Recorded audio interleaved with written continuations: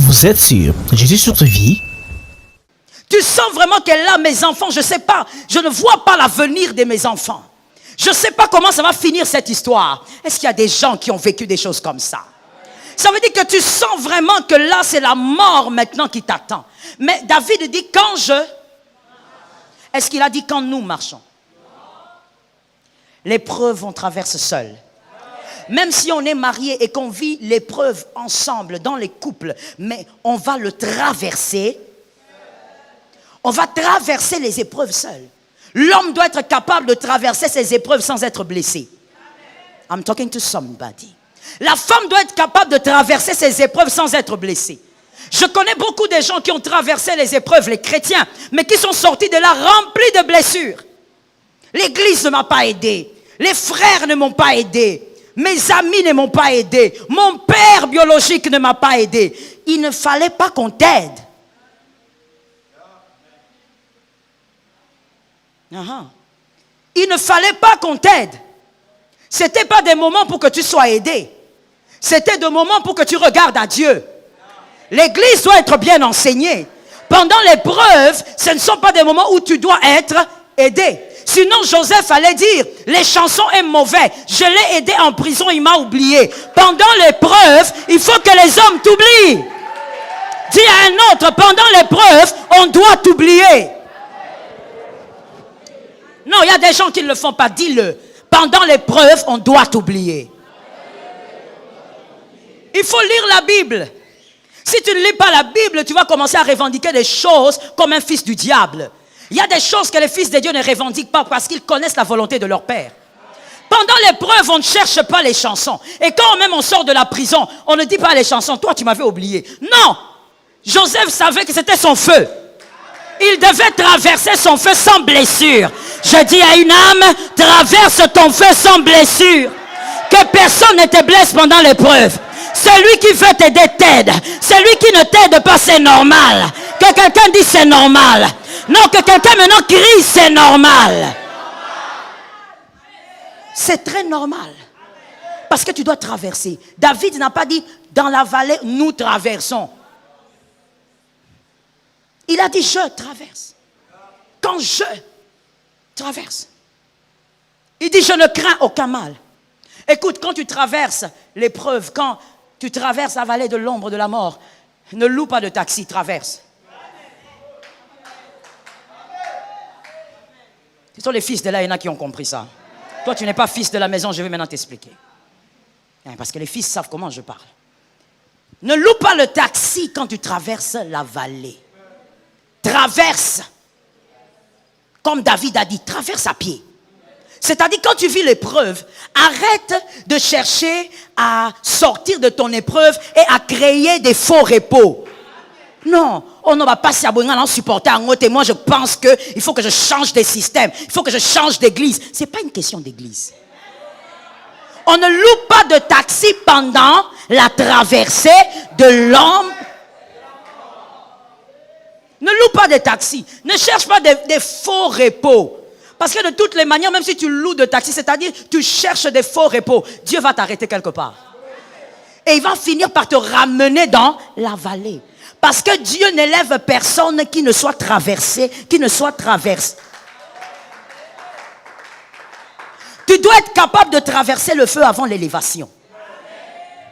Il n'y a pas de nom au-dessus de tout le nom si le deuxième temple ne se brise. Ne loue pas les taxis. Non, non. Moi, je crois que je dois trouver une solution. Si c'est l'épreuve, tu fais mal de trouver une solution. Dis à ton frère, tu fais mal de trouver une solution. Et retiens bien ce que j'ai dit. Pendant l'épreuve, ne cherche pas, n'accuse pas les gens. Ne cherche pas les offenseurs. Si les hommes viennent à ton aide, c'est que c'est l'Éternel qui a permis.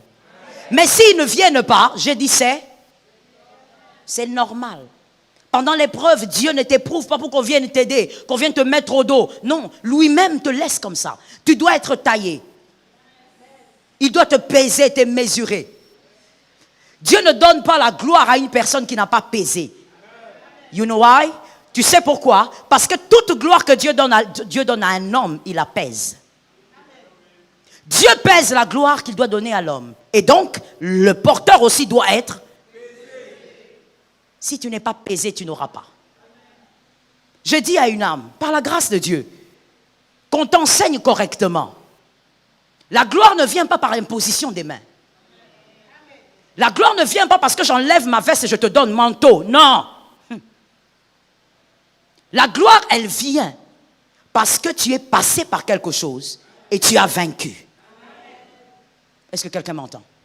Même Abraham, on lui dit on te donnera un grand nom, mais on lui dit tu sors. Si tu n'es pas capable de sortir sans comprendre, tu n'auras rien.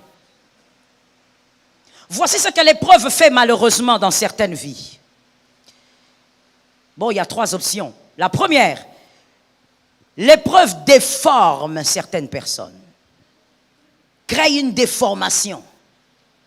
Parce que vous n'y arrivez plus, parce que vous ne comprenez rien, parce que vous avez l'impression que vous êtes en train d'agoniser, parce que vous avez l'impression que plus vous faites des efforts, plus ça ne marche pas. Est-ce que c'est déjà arrivé à quelqu'un? Ah, moi ça m'est déjà arrivé, je ne sais pas combien de fois d'ailleurs. Tu fais des efforts, mais plus tu en fais, les choses, tu as l'impression que finalement il faut que tu arrêtes. Même dans la parole de Dieu, il y a quelqu'un qui a fait ça. Il s'appelait qui? En dehors de lui, dans la Nouvelle Alliance, Simon-Pierre. Simon est en train de pêcher. Il pêche. Et Jésus vient, il dit, écoute, jette le filet. Il dit, Seigneur, nous avons toute la nuit. Tu sais ce que c'est toute la nuit, frère? Toi, quand je te demande de faire des petites veillées ici, des mini-veillées, tu n'arrives même pas à faire la prière de 3 heures. Lui, il dit, nous avons pêché toute la nuit. Il n'y a pas de résultat. Et une manière de dire à Jésus, tu sais, c'est pas comme si on était paresseux. On a travaillé, mais on n'a pas de résultats. Frère, dans les moments d'épreuve, des fois même tu vas travailler, mais il n'y a pas de résultat. Tu prends le transport, tu vas en ville, tu déposes des demandes d'emploi partout, mais il n'y a pas de résultat. Tu fournis beaucoup d'efforts, mais tu ne vois rien, l'épreuve.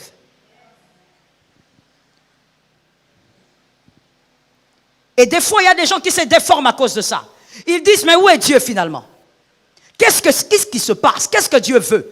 Est-ce que j'ai péché? Et même si j'ai péché, Dieu ne peut-il pas me pardonner? Il y a des gens qui disent, je ne comprends pas Dieu, j'en ai marre. Et voilà, sa foi commence à s'émourir. J'ouvre une parenthèse pour dire ceci, mon frère, entre toi et moi. Dieu est notre Père, amen. Tu es en retard. Dieu est notre Père, amen. Alors écoute, Dieu ne demande pas d'être compris, il demande qu'on puisse le croire. Celui qui veut aller dans les choses de Dieu en disant, je dois comprendre, a déjà commencé à échouer. Est-ce que quelqu'un me comprend? Avec Dieu, on ne cherche pas à comprendre. On cherche à croire. Dis ça à ton frère. Je sais que je parle à plusieurs âmes, alors s'il vous plaît, quand je dis à ton frère, dis-le. Je sais pourquoi. Regarde ce que Jésus dit dans Jean 5,5. Ce paralytique que nous connaissons tous, il était malade. Ce malade de combien d'années? 38 ans. Quand on dit Jean 5,5, tu ne te localises pas. Il faut te localiser directement dans la Bible. Jean 5,5, 38 ans. Cet homme-là de Bethesda, Jésus vient, que tout le monde m'écoute, s'il vous plaît. Jésus vient, et Jésus lui dit, il parle avec lui, ensuite il dit, veux-tu être guéri? Le paralytique qui regarde, il dit, non, je n'ai personne. Vous savez pourquoi il dit je n'ai personne? Parce qu'il sait que pour être guéri, il faut aller à la piscine. Et que la piscine est assez loin. Alors le paralytique ou le malade, il fait des calculs. Il dit, bon, moi je dois aller à la piscine pour être guéri, comme tout le monde. Mais quand je regarde autour de moi, il n'y a personne. Donc, je ne peux pas être guéri. Donc, le paralytique ou le malade est en train de faire des calculs humains. Pourquoi? Parce qu'il veut comprendre le sens de la phrase de Jésus. Jésus, on ne cherche pas à comprendre ces phrases. Jésus, on cherche à croire en ces phrases.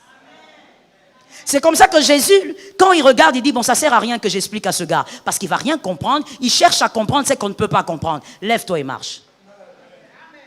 Celui qui a dit Amen a reçu quelque chose. Ça tombe sur ta vie. Il dit, lève-toi et marche. Pourquoi? Parce que tu ne comprendras jamais Dieu. Le jour où tu comprends Dieu, Dieu devient humain. Est-ce que quelqu'un m'entend? Alors arrête dans les moments d'épreuve de dire, mais je veux savoir, s'il vous plaît, pasteur, expliquez-moi, pourquoi Dieu a permis. Vous savez, je veux dire quelque chose, hein, même si ça passe, c'est pas grave.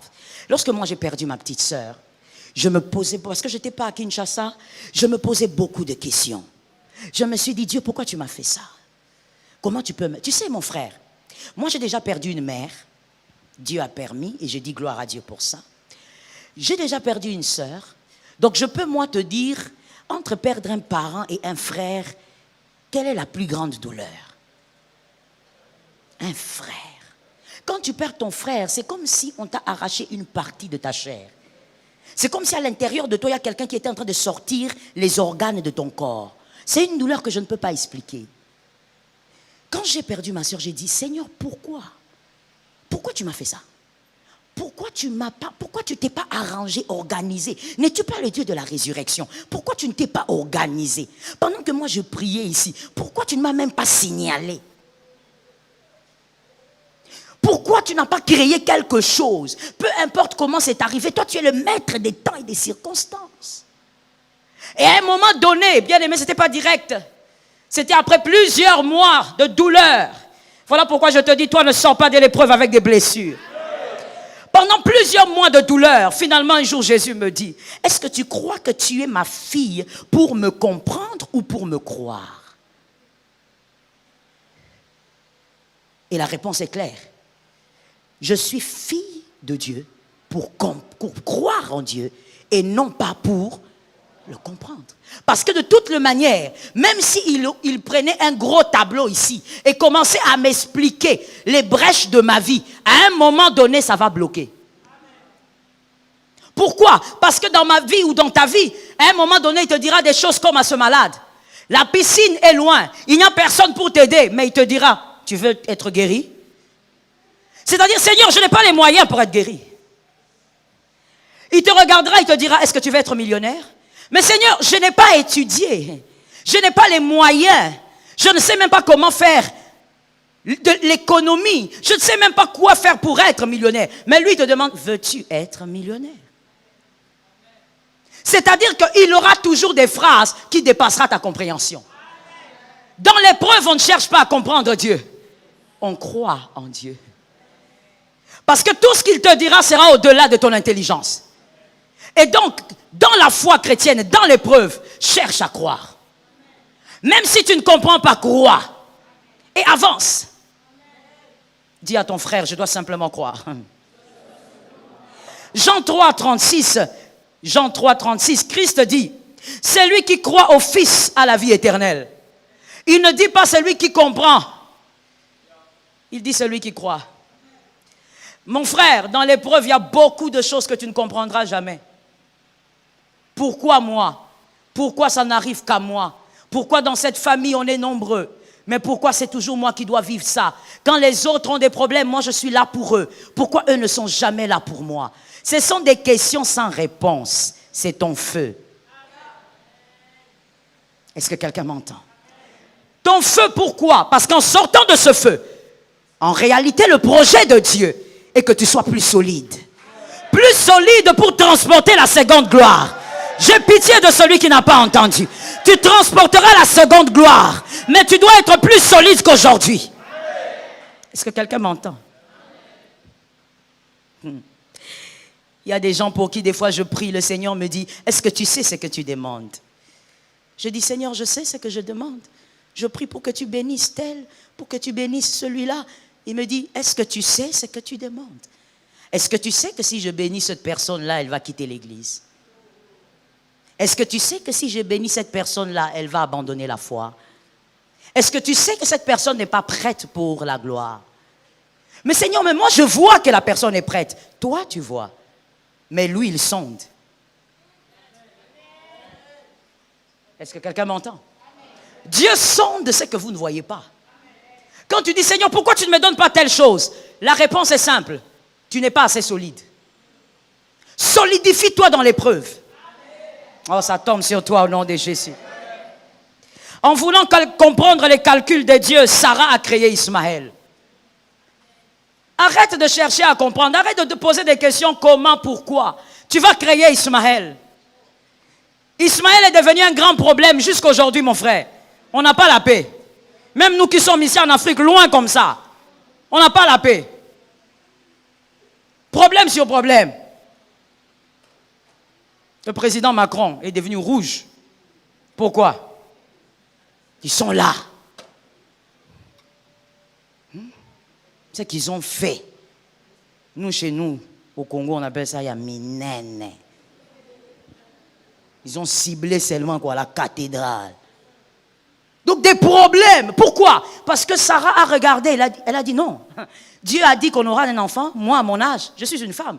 Je suis déjà ménopausée. Regarde mon mari, comment il est tout vieux. L'enfant va venir d'où? Donc le peu de force que mon mari a là, qu'il utilise ça pour faire un enfant avec Agar. Le calcul de Dieu a dépassé Sarah. Mon frère, les calculs de Dieu vont toujours te dépasser. Ça tombe sur toi là-bas au fond. Les calculs de Dieu vont toujours te dépasser. Alors arrête de chercher à comprendre. Tu vas créer Ismaël. Tu vas créer Ismaël. Reste calme, crois seulement. Voilà pourquoi certains hommes dans la parole ont dit, Seigneur, je crois. Point. Peu importe ce que tu dis, même si je ne comprends pas, je crois. Si mon frère Léonel me dit, maman, voici ce que je veux faire. Si je ne comprends pas, je vais lui dire, j'ai pas compris. Réexplique. Parce que c'est un humain, il doit m'expliquer. Mais Dieu, quand il dit une chose, quand tu ne comprends pas, dis, Seigneur, je crois. Fais comme Marie. Elle ne comprend pas comment elle peut devenir enceinte, elle ne connaît pas d'homme. Mais elle dit, je suis ta servante, fais de moi ce que tu veux. Refuse de traverser les épreuves avec les blessures. Je sens ça encore dans mon âme. J'ai l'impression qu'il y a quelqu'un qui n'est pas guéri dans ce sens-là. Écoute, dans les épreuves, ce n'est pas le moment où ton frère qui est au Japon doit t'envoyer des westerns. S'il envoie, c'est Dieu qui veut. Mais s'il n'envoie pas, c'est normal. Ce sont les moments des épreuves. Tu dois être aiguisé, tu dois être solidifié. Et tu dois avoir un discours. Ah oui. Dieu n'amène pas un homme à un autre level, à un autre niveau sans discours. Tu dois avoir un discours. David, lorsqu'il est arrivé chez Saül, il a tué Goliath. Saül lui a donné des responsabilités dans l'armée. Il avait un discours. Il dit, moi j'ai tué Goliath. Je ne suis pas n'importe qui. Dieu va te donner un discours après ces épreuves. Même si en sortant d'ici ça s'empire, je parle à quelqu'un, je sais ce que je dis. Même si en sortant d'ici ça s'empire, Dieu a déjà tout prévu. Accepte ces moments-là. Oh, j'insiste dans mon âme. Pendant les moments d'épreuve, ne te transforme pas en mendiant. Ne te Ah, j'ai besoin des amens. Ne te transforme pas en mendiante. Tu es fils de Dieu. Tu n'es pas mendiant.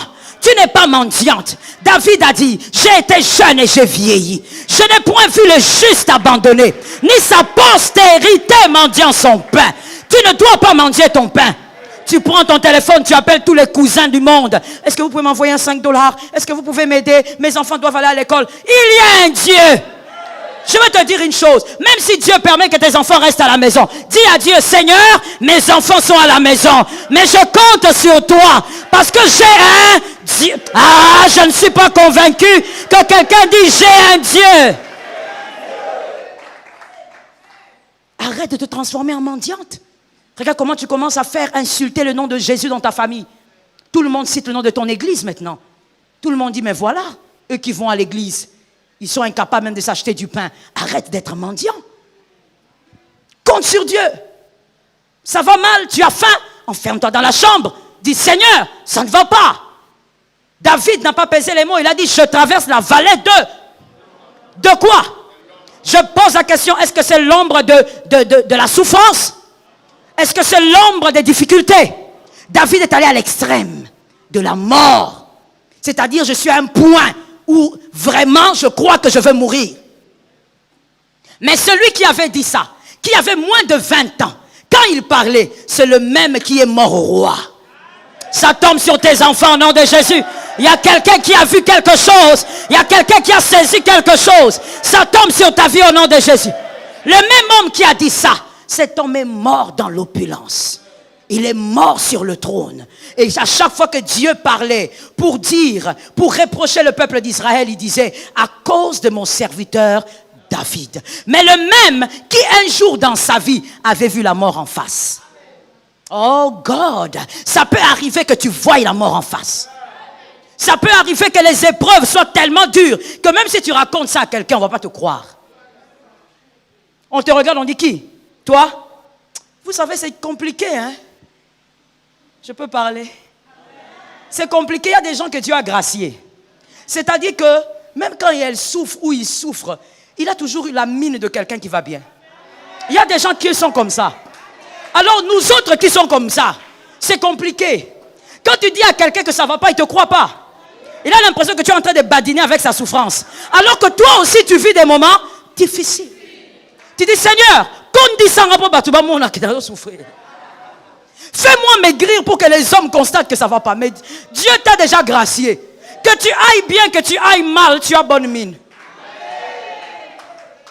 Et quand tu dis à quelqu'un que ça ne va pas, il a l'impression que, oh bof, ça c'est juste pour parler, hein. Sa souffrance est plus grande. Frère, qui t'a dit ça?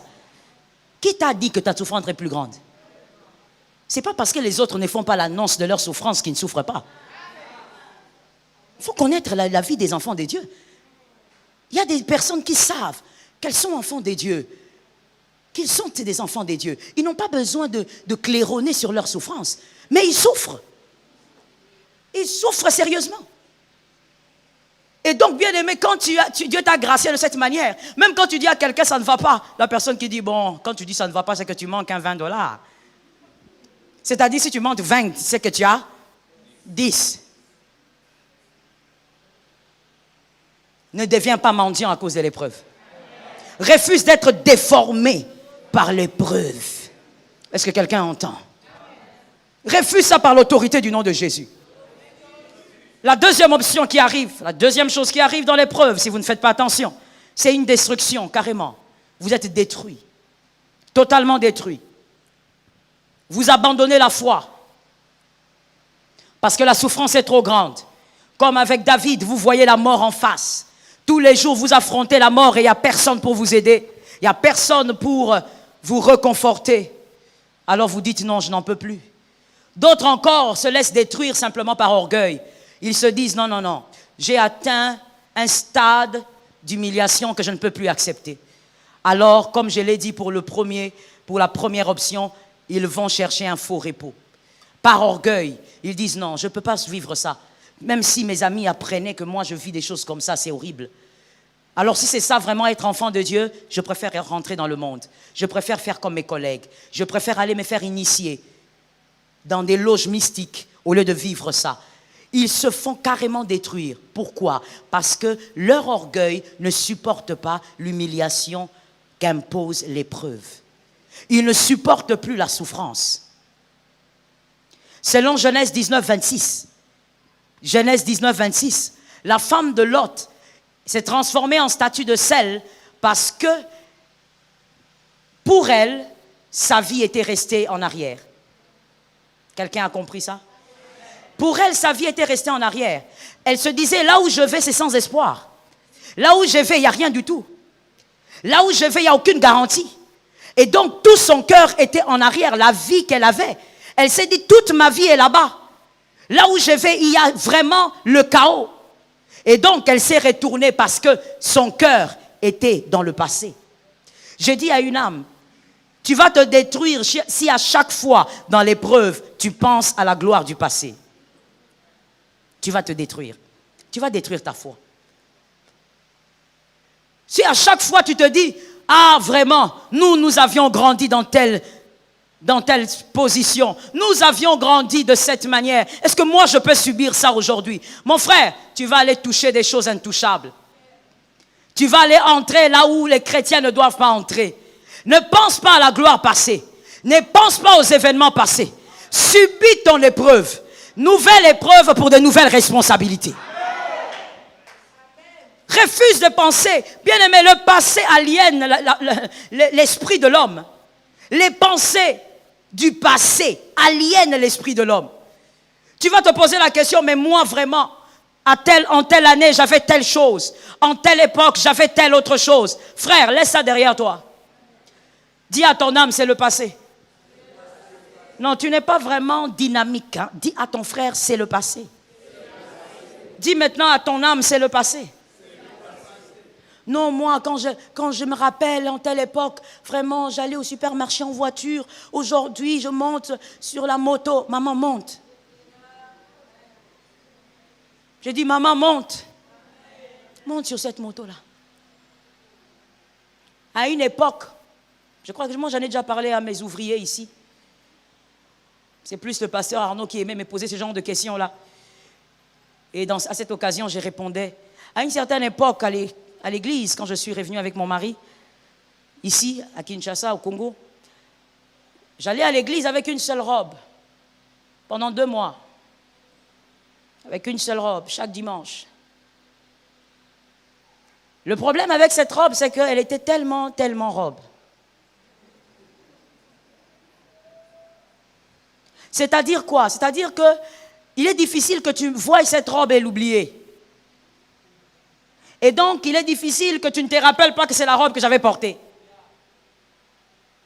Je venais avec. Chaque dimanche. Et une fois même, une dame de l'église, elle est ma sœur dans le Seigneur. Elle vient me saluer. Vous voyez les salutations de la fin. Il y a des salutations de la fin qui ne sont pas des salutations. Elle vient là, elle dit, comment tu vas? J'ai dit, ça va bien. Ah oui, t'es sûr? J'ai dit, oui, ça va. Il dit, mais tu sais que ça se parle, hein? Ça se raconte. Hein? J'ai dit, de quoi tu parles? Mais attends, tu es quand même la belle-fille du DG. Comment est-ce que toi, tu viens avec une seule robe à l'église? Qu'est-ce qui se passe? Je lui ai dit ceci en regardant la dame dans les yeux. J'ai dit, tu as dit que j'étais qui? Tu es la belle-fille du DG. J'ai dit, oui, tu as bien parlé. Je suis la belle-fille. Mon mari n'est pas DG. Tu as compris cette phrase? Elle me regarde et me dit, bon, ça veut dire quoi? Je dis, ça veut tout simplement dire que je porterai ce que tu souhaites là, quand Dieu bénira mon mari ou quand Dieu me bénira. Et après ce dimanche, l'autre dimanche, je suis venue avec ma robe. Je suis venue avec ma robe. Très calme, très à l'aise, sans problème. Au fait, qu'est-ce qui s'était passé? C'est qu'en voyageant, en revenant, déjà que j'étais traumatisée par le fait de revenir ici, en revenant maintenant, tu sais, c'était vraiment comme la femme de Lot. Hein? Quand je revenais là, c'était comme la femme de Lot, je vous assure, maman Georgette. Même quand on traversait le fleuve Congo là, donc, si je me retournais, si je pouvais... statue de sel. C'est-à-dire, mon cœur était resté là-bas. Alors, en revenant, comme je voulais déjà pas revenir, le Seigneur a insisté, j'ai dit, bon, en tout cas, le Congo là, c'est le chaos total. Alors, je prends la valise, je remplis la valise des effets de ma fille. J'ai dit, je veux qu'elle manque de rien. Vraiment, je veux qu'elle ne sente pas la différence. Or, c'est faux. Je remplis et je dis, bon, moi, tous mes effets peuvent rester. Alors, j'ai amené seulement les effets de ma fille. Et j'ai amené ma fameuse robe. Mon frère, ce que tu vis dépend d'où tu vas. Et même si les gens te jugent par rapport à ce que tu vis, toi, tu sais là où tu vas. Ce qui détruit les gens pendant l'épreuve, c'est généralement ce que les gens disent. Frère, ma soeur, ni chaud ni froid. Ni chaud. Je suis revenu à l'église avec la même robe. Et j'ai loué le Seigneur. J'ai adoré le Seigneur. Et je bénis le Seigneur. Le jour où j'ai parlé de ça, c'est le jour où j'ai témoigné. Je parlais de ça comme ça à mes fils. C'est ce jour-là même où mon mari aussi a entendu que la chose était passée. Il m'a dit, mais pourquoi tu ne m'avais pas dit? J'ai dit, je vais te dire comment? Pourquoi? Ça change quoi? L'épreuve. Est-ce que quelqu'un m'entend? Mais aujourd'hui, je peux me tenir devant toi et te le dire. Toi, les dimanches, peut-être que tu changes quand même des vêtements, mais moi, il m'est arrivé de ne pas changer. Il y a certaines choses que j'ai évité de dire pendant des années pour ne pas choquer mon père, mais je me dis, il est pasteur, il va comprendre. Moi, j'ai fait la bonne.